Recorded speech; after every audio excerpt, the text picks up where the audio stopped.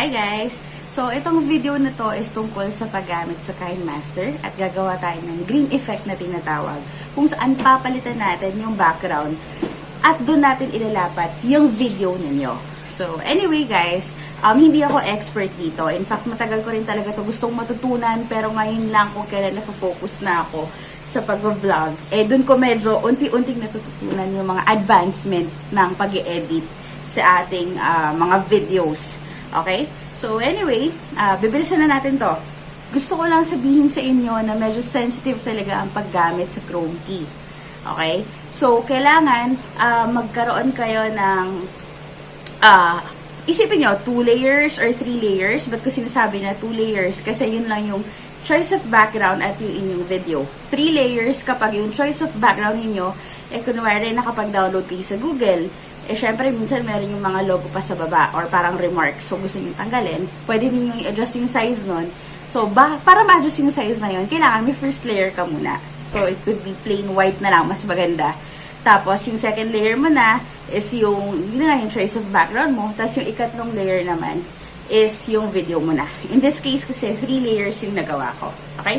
So, ituturo ko lang yung mga tamang, kumbaga, i-click ninyo ng mga buttons, okay? So, yung mga logic kasi sa key color na tinatawag, hindi pa ako ganun kagaling. Basta ang alam ko lang talaga is dapat yung background mo, walang ka-color sa suot mong damit. And at the same time, i-click mo yung key color na mas useful, yung color green, okay? Pwede ka naman mag-white, pwede ka naman mag-blue. Kasi minsan, pagka nag-explore ako, nakiklik ko yung key color na yun eh. Ang kailangan lang talaga, kapag may background ka na at kinlik mo yung key color dahil may video ka, lalabas yung video mo. Tapos, i-adjust mo na lang yung pinaka-video mo para mag-blend siya doon sa background.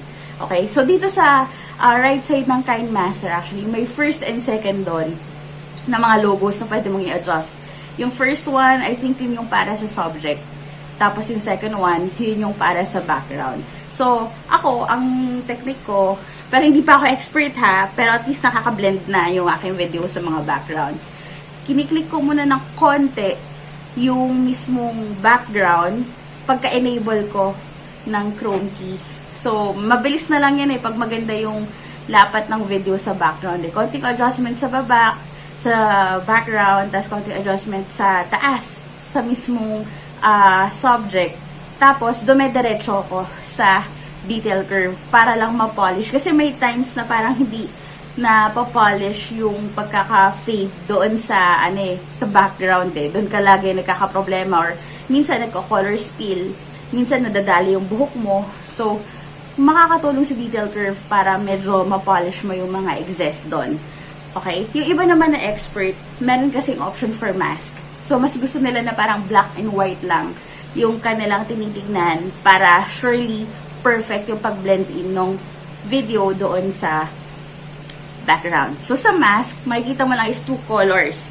So, yun yung white for the subject, tapos black for the background. Dapat ganun lang yon. Hindi pwedeng yung white magkaka-touch of black. Kung hindi, pag nagpunta ka na doon sa colored part, kumbaga pagka in-unbutton mo na yung mask, makikita mo yung batik-batik. Doon nga pumupunta or doon lumalabas yung tinatawag natin na spill na color.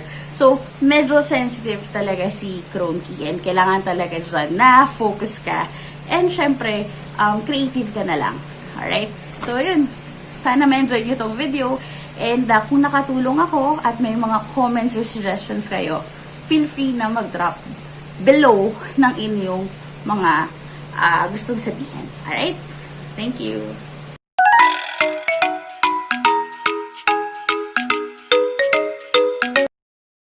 Nice. Nakaganda, no? Serenity.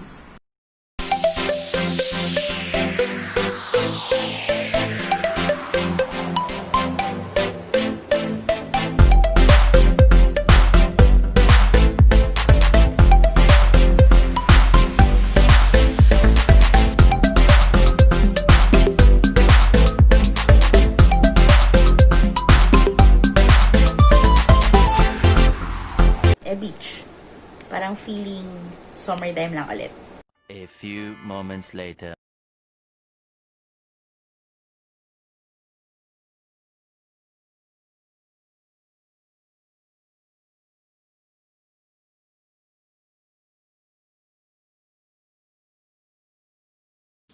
Okay guys, open your KINEMASTER. And yung example ko, I will be making 3 layers.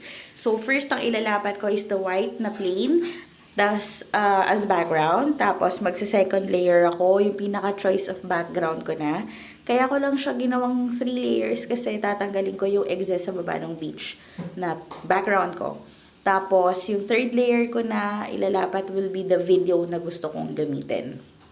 So, i-adjust ko yung video na yan kung saan ko gusto ilagay. And then, pag okay na, I will click the Chrome key. Tapos, enable. Pipiliin ko yung key color na green kung saan visible pa rin yung video ko. Pag white or blue, nawawala. And then, adjust tayo dun sa right side. Merong pang subject at may pang background na adjustment. Tapos, konti lang tayo muna sa background para mag-lighten yung pinaka-background. Tapos, konting adjust sa upper part na subject. Tapos, saka ka magpupunta sa detail curve para i-polish niya ng konti yung pag-fade nung pinaka-background. Tapos nun, pwede ka rin gumamit actually na mask. Hindi ko na lang na-sample. Pero karamihan, yung mga expert na talaga sa mask sila, kailangan all white yung pinaka-subject para tapos black lang yung background para perfect yung pagkakapolish ng kanilang video. Magbe-blend yung video dun sa pinaka background na pinili mo. Okay? So, mas maganda talaga na ikaw yung gagawa, tatimingan mo. Ang importante, alam mo na yung logic at ano yung mga dapat mong pindutin. Tapos, ikaw na bahala to explore. And there you go. You have it na.